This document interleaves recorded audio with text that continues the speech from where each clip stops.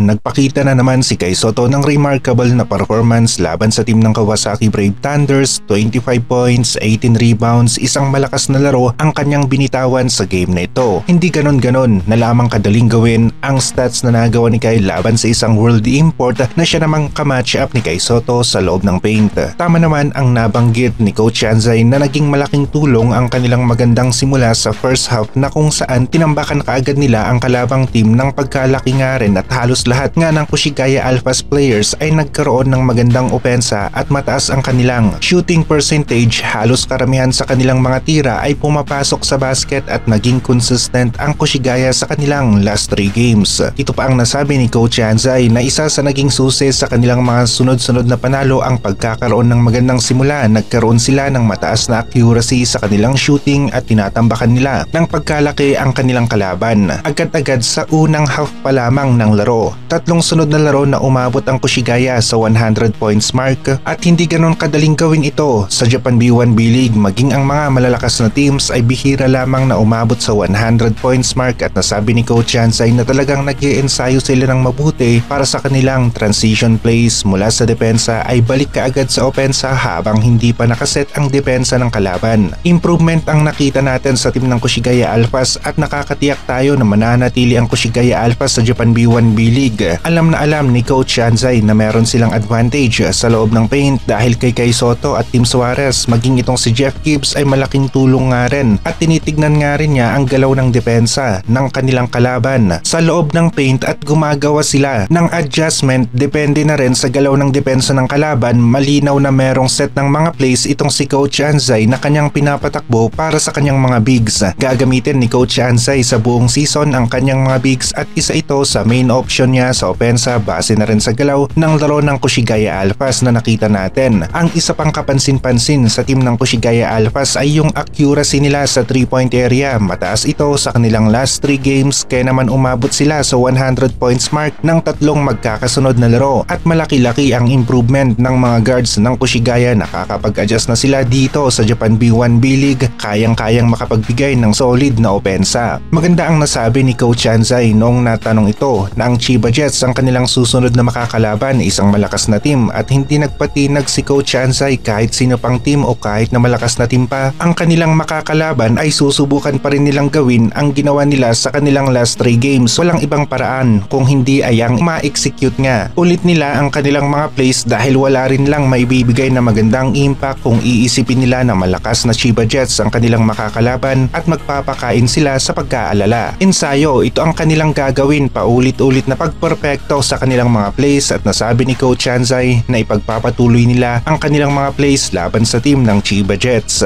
Nakakuha ng magandang momentum at confidence ang Koshigaya Alphas mula sa kanilang last 3 games at malaking tulong ito sa paparating na laro nila laban sa team ng Chiba Jets. Posible nga na ma-upset nila ang Chiba Jets. Isa lang ang tiyak natin, magandang laro ang magaganap sa pagitan ng Koshigaya Alphas at ng Chiba Jets. Malinaw ang pahayag ng Koshigaya Alphas, bibigyan nila ng magandang laban ang Chiba Jets. Walang pressure para sa team ng Koshigaya Alphas at para sa kanila, gagawin lang nila ang kanilang mga plays. Talagang ipapakita nila ang kanilang best game laban sa team ng Chiba Jets kagaya ng ginawa nila sa kanilang mga latest na laro. Mas marami na rin yung remarkable na laro ni Kai Sotto ngayon, yung talagang solid ang kanyang pinakita at paminsan-minsan na lamang ang kanyang off game nagpapakita na dominant si Kai Sotto sa Japan B1 B-League.